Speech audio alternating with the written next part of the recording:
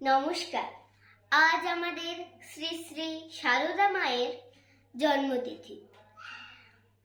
জন্মদিন উপলক্ষে আমি কবি কাজী নজরুল ইসলামের লেখা মা কবিতাটি শোনাচ্ছি। যেখানেতে দেখি যাহা মায়ের মতন আহা, একটি কথায় এত সুধা মেশা নাই। মায়ের মতন এত আদর সোহাগ সেত আর কোনোখানে কেহ পাইবে না ভাই। হেরিলে মায়ের মুখ দূরে যায় সব দুঃখ, মায়ের কুলেতে শুয়ে জুড়ায় পড়ায়।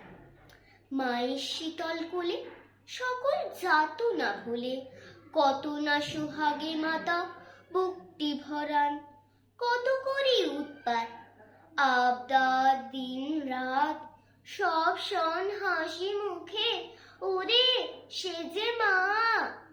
আমাদের মুখ চেয়ে নিজের নাহি খেয়ে, শত দোষে দোষী তবু মা তো ত্যাজে না।